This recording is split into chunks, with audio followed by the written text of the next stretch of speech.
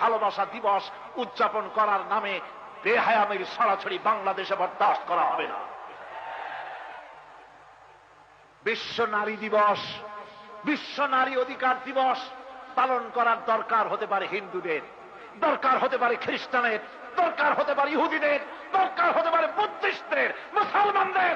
নারীর অধিকার দিবস প্রতিষ্ঠার কোন প্রয়োজন নাই, কারণ নারীর অধিকার প্রতিষ্ঠা করেছে কোরআন। কে করেছে?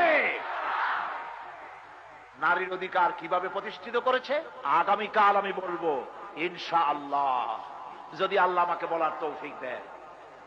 আজ এই বিভিন্ন দিবসের নাম করে করে আমার যুবক, আমার যুবতী, আমার দেশের উঠতি বয়সের সন্তানদেরকে, ইয়াং জেনারেশনকে শেষ করে দেওয়া হলো। যে যারে ভালোবাসে টেলিফোনে তাকে দাওয়াত দিয়া রমনা গ্রিনে, তারপরে কি বলে সরওয়ার্দী উদ্যানের গাছের গোড়ায় গোড়ায় একে অপরের হাত ধরাধরি করে ঘুরল। এটাকে বিশ্ব ভালোবাসা দিবস হলো না বিশ্ব বেহায়া দিবস হলো?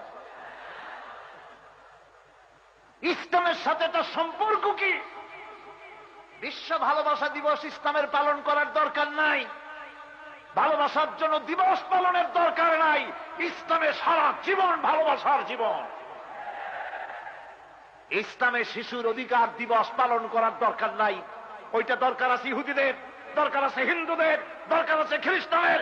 আমার দরকার নাই, যেহেতু আমার রাসূল বলেছেন, আমার রাসূল বলেছেন মাল্লাম ইয়ারহাম সাগীরানা ওয়ালাম ইয়াক্কির কাবীরানা ফালাইসা মিন্না, যে আমার বড়দেরকে সম্মান করে না, আমার ছোটদেরকে স্নেহ করে না, সে আমার উম্মত নয়।